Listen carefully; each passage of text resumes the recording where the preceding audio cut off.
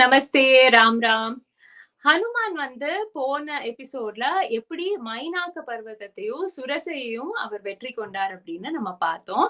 அடுத்தது யாரு, அடுத்தது என்ன பிரச்சனை அப்படின்னு நெக்ஸ்ட் பார்க்கலாம். அடுத்தது யாரு வராங்க அப்படின்னா சிம்ஹிகா அப்படின்னு இன்னொரு ராட்சசி வராங்க.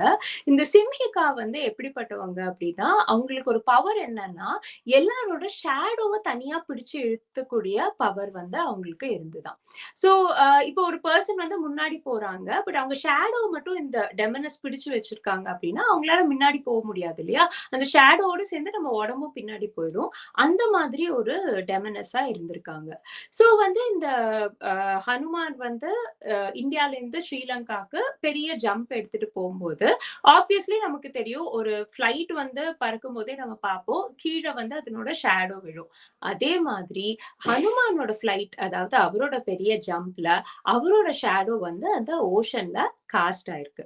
அப்போ இந்த ஓஷனுக்குள்ள இருந்த இந்த சிம்ஹிகாக்கு இவ்ளோ பெரிய ஏதோ ஒரு ஷேடோ போகுதே அப்படின்னு சொல்லிட்டு டக்குன்னு அந்த ஹனுமானோட ஷேடோவை அவ பிடிச்சிடுறா. ஷேடோவை பிடிச்ச உடனே ஹனுமானுக்கு சடனா அவர் முன்னாடி போக ட்ரை பண்றாரு. பட் பின்னால இருந்து ஏதோ ஒரு புல் அவருக்கு ஃபீல் ஆகுது. ஓகே, என்னன்னு பார்க்கும்போது பார்த்தா இந்த சிம்ஹிகா அப்படிங்கிற ஒரு டெமனஸ். இப்ப சிம்ஹிகையை எப்படியாவது அவருக்கு he has to handle her. அப்ப அவர் என்ன பண்றாருன்னா, ரொம்ப சின்னதா அவர் மாறிடுறார். திருப்பியும் அவரோட உருவத்தை ரொம்ப சின்னதாக்கிடுறார். இந்த சிம்ஹிகா அவரை சாப்பிடுறதுக்காக வாயை திறக்கும் போது அப்படியே அவ வாய்க்குள்ள பூந்து அவர் வயிற்று வழியா வெளியில வந்துடுறார். சிம்ஹிகாவும் அதோட முடிஞ்சு போயிடுறாங்க. இப்போ இதே டெக்னிக் தான் அவர் இதுக்கு முன்னால சுரசை கிட்ட யூஸ் பண்ணார். இதே மாதிரி சின்னதானார். ஆனா அங்க he didn't go for a fight.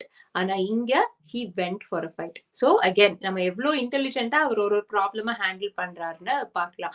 இதுதான் பிக் யுவர் பேட்டில்ஸ் அப்படின்னு சொல்றாங்கன்னு நினைக்கிறேன். ஏன்னா இது ரொம்ப பாப்புலர் ஸ்டேட்மெண்ட் இன் இங்கிலீஷ் இல்லையா? Pick your battles. எல்லா சண்டையும் போய் சண்டை போடாதீங்க, just fight what is most important to you. So I think அவர் இங்க சிம்ஹிகாவை எப்படியாவது ஃபைட் பண்ணி முடிச்சிடணும்னு நினைச்சிட்டார். அதனால அவர் சிம்ஹிகாவை இப்போ பினிஷ் பண்ணிட்டார். சிம்ஹிகாவையும் கொன்னதுக்கு அப்புறமா அவர் ஃபைனலா அவர் ஸ்ரீலங்கால லேண்ட் ஆறார். லேண்டிங்கே இவ்ளோ பெரிய ஒரு ப்ராசஸா இருந்திருக்கு இல்லையா? அங்கேருந்து ஜம்ப் பண்ணணும். இந்த ஜம்பே இவ்ளோ பெரிய சேலஞ்ச். அதுக்கப்புறம் நடுவுல இத்தனை அப்டிகல்ஸ் வேற. அதுக்கப்புறம் ஃபைனலா இப்போ லேண்ட் ஆயிருக்கார். நைட் டைம்ல லேண்ட் ஆயிருக்கார். நான் உங்கள்கிட்ட சொன்னது ஃபர்ஸ்ட் எபிசோட்ல உங்களுக்கு ஞாபகம் இருக்கும்னு நினைக்கிறேன். சுந்தரகாண்டம் ஒரு நைட் அப்புறம் ஒரு டேல நடக்கிற விஷயம். So night has started, middle of the நைட்ல அவர் ஸ்ரீலங்கால லேண்ட் ஆறார். அவர் லேண்ட் ஆகும்போது லங்கினி அப்படின்னு அந்த ஊரோட காவல் தேவதை, இப்போ ஒரு ஊர்லயும் ஒரு காவல் தெய்வம் இருக்கும் இல்லையா? கருப்பராயர் மோஸ்ட்லி காவல் தெய்வமா இருப்பார். வேற வேற ஊர்ல வேற வேற காவல் தெய்வம் இருப்பாங்க. அதே மாதிரி இந்த லங்காவோட காவல் தெய்வம் லங்கினி அப்படிங்கிற ஒரு காவல் தெய்வம். சோ லங்கினிக்கு as soon as ஹனுமான் இங்க செட் ஃபுட் பண்ணின உடனேவே அவங்களுக்கு தெரிஞ்சிடுது ஏதோ பிரச்சனை இருக்கு அப்படின்னு அவங்களுக்கு தெரிஞ்சிருது. சோ அவங்க ஹனுமான பிளாக் பண்றாங்க. லங்கினி ஹனுமான் கிட்ட யாரு நீ, எதுக்கு இங்க வந்திருக்கன்னு கோவமா கேட்க ஆரம்பிக்கிறாங்க. சோ ஹனுமானுக்கு தெரிஞ்சிடுச்சு இது ஒரு பிரச்சனை அப்படின்னு. சோ ஜென்ரலா பெண்களை அடிக்க கூடாது அப்படிங்கறத நம்ம பொதுவா எல்லாருமே ஃபாலோ பண்ற விஷயம்.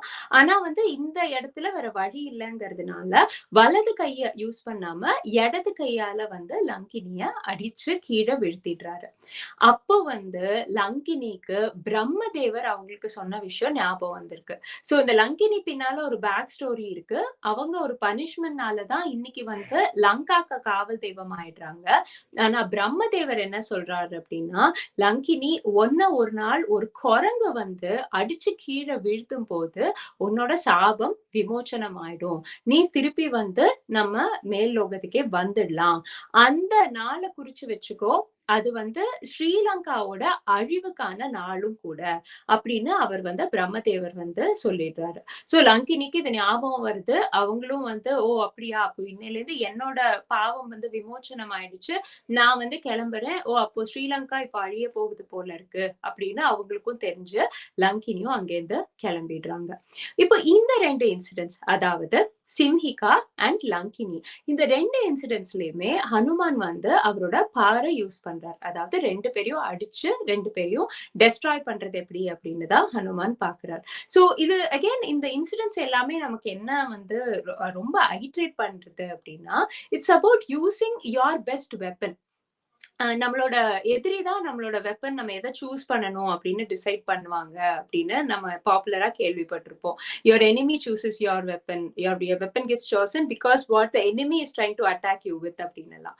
ஸோ த திங் இஸ் நம்ம வந்து எல்லா இடத்துலயும் ஒரே ஸ்ட்ராட்டஜி எடுத்துட்டு போக முடியாது. நம்ம ஒரு இடத்துல we have to change the strategy. எந்த இடத்துல வந்து எதை யூஸ் பண்ணணும் அப்படிங்கிற இன்டெலிஜென்ஸை நம்ம கொண்டு நமக்குள்ள வச்சுக்கணுங்கிறதையும் இந்த எபிசோட்ஸ் வந்து நமக்கு டீச் பண்ணுது. ஸோ கோயிங் ஃபார்வர்ட் நெக்ஸ்ட் என்ன ஆகுது, இப்போ அவர் ஸ்ரீலங்காக்குள்ள போய் அங்க என்னெல்லாம் அட்டகாசம் பண்றார், எப்படி சூப்பரா வந்து அந்த ஸ்ரீலங்காவையே அழிச்சிட்டு அவர் ஒரு பியூட்டிஃபுல் ரிசல்ட்டோட ராமபிரான் கிட்ட போறாருன்னு நம்ம அப்கமிங் எபிசோட்ஸ்ல பார்க்கலாம். டில் தென், வணக்கம், நமஸ்தே, Ram Ram to all of you.